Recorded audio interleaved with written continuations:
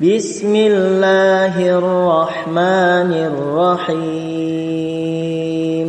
Wa ma khalaqna as-samaa'a wal arda wa ma bainahuma batila. Oke, bismillahirrahmanirrahim. Assalamualaikum warahmatullahi wabarakatuh. Oke, sahabat semuanya, selamat berjumpa dan bertemu lagi di channel ini, channel yang akan membagikan berbagai hal atau berbagai informasi yang mudah-mudahan itu akan bermanfaat bagi sahabat-sahabat semuanya.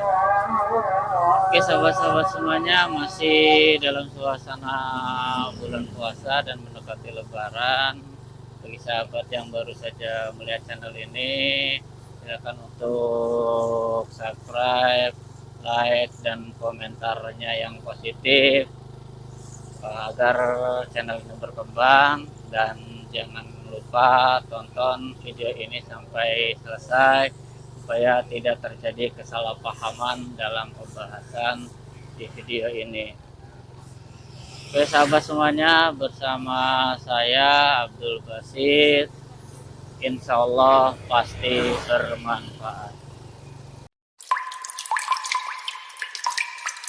Sahabat semuanya,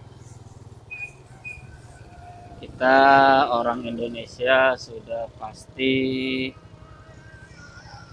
ada kebudayaan atau tradisi yang sama ya, seluruh Indonesia.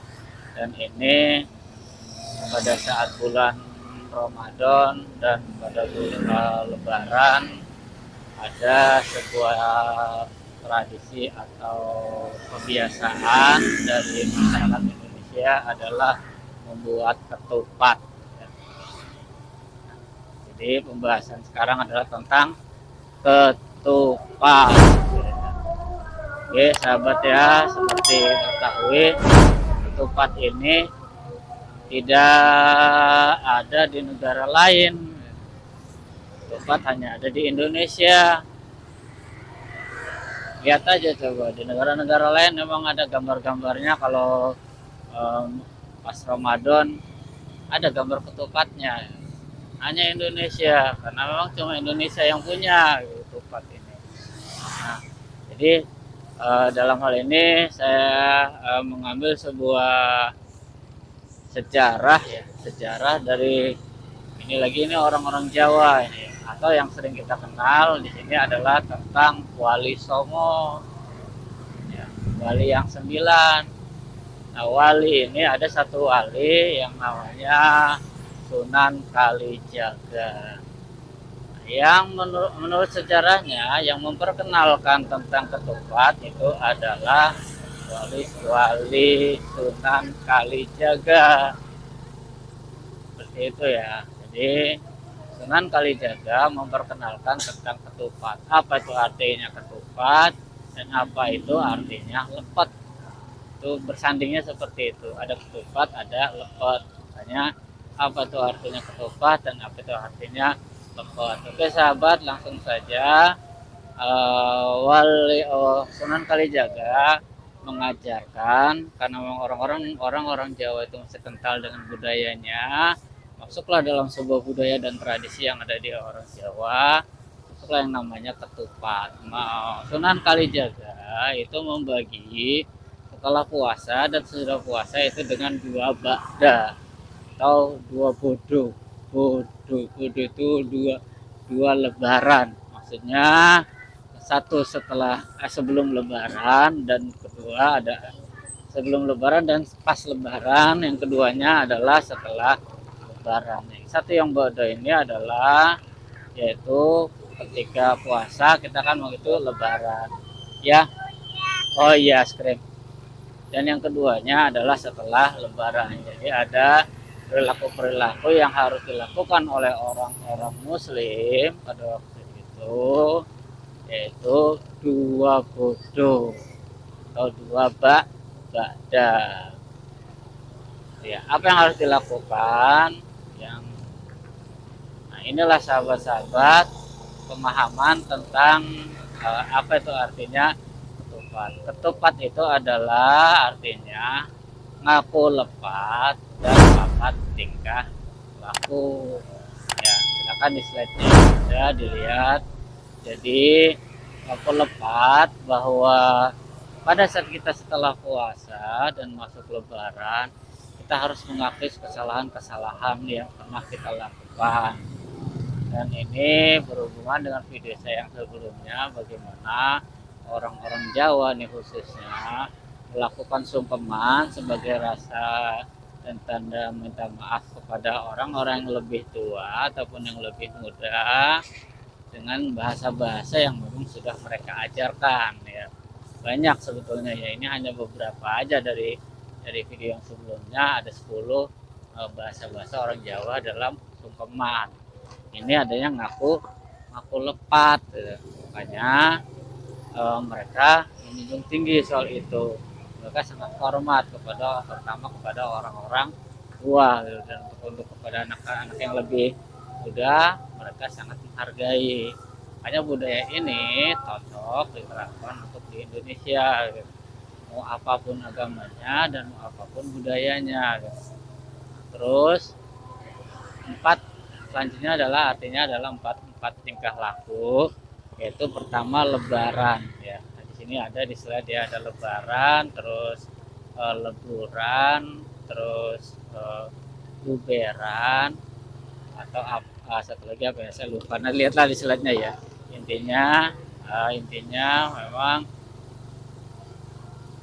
pertama kita harus saling memaafkan ya. Saling memaafkan, kemudian tidak lagi mungkit-mungkit, kita merubahnya, dan kemudian kita balut semuanya dengan lahir batin semuanya. Jadi bukan hanya lahirnya saja kita ngomong, tapi lahir batin kita bisa berbuat yang baik kepada orang lain. Dan setelah lebaran kita juga itu tetap lakukan kebaikan kepada orang lain ya. Yang terakhir itu dari empat tingkah laku itu darinya dilekatkan gitu. Jadi bukan berarti sudah selesai kosong besoknya bikin lagi ronde selanjutnya, enggak seperti itu ya. Jadi semuanya harus dilakukan dengan